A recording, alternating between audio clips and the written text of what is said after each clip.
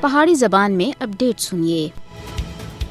صہیونی اسرائیل بربریت شکار فلسطینیاں دی منصفانہ جدوجہد دی حمایت کرنا مملکت خداداد پاکستان دے قومی مفاد دا حصہ ہے۔ بانی پاکستان قائد اعظم محمد علی جناح ہوراں سن تنازع فلسطین دے متعلق پاکستان دی پالیسی اس وقت طے کیتی ہے جد انہاں سن آخیاسا اسرائیل مغرب دی ناجائز اولاد ہے۔ بانی پاکستان سن 8 نومبر 1945 وچ آخیاسا کہ بھارتی مسلمان محض تماشائی بن کے نہیں رہ سکتے بلکہ وہ فلسطین وچ عربیاں دی ہر ممکن مدد کر سن۔ پاکستانی عوام مظلوم فلسطینیاں دی حمایت وچ ایک ہیں، آزادی تھی بعد تھی۔ پاکستانی قوم فلسطینی عوام دے نال جذباتی طور دے اتے جڑے ہوئے ہیں۔ مملکت خداداد پاکستان اپنے قیام تھے ہی مسئلہ فلسطین دا پرزور حامی رہا ہے۔ پاکستان فلسطینیاں دی منصفانہ جدوجہد دی حمایت جاری رکھ سی۔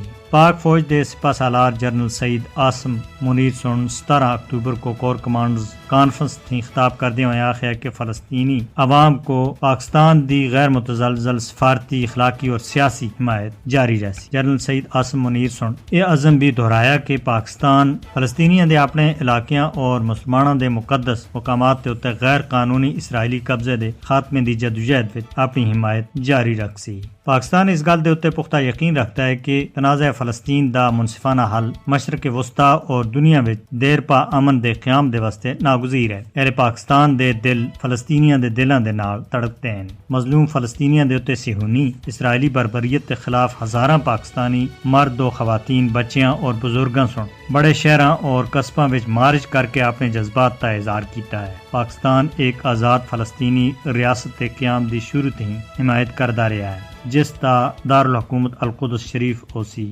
جس کو وہ مشرق وسطیٰ وچ پائیدار امن دی کلید سمجھدا ہے۔ پاکستان سن طویل عرصے تھی فلسطینیاں دے اتے صہیونی اسرائیلی حکومت تے منظم جبر دے اتے سخت خفگی دا اظہار کر کے اسرائیل دے مکروہ چہرے دی حقیقت کو بے نقاب کیتا ہے۔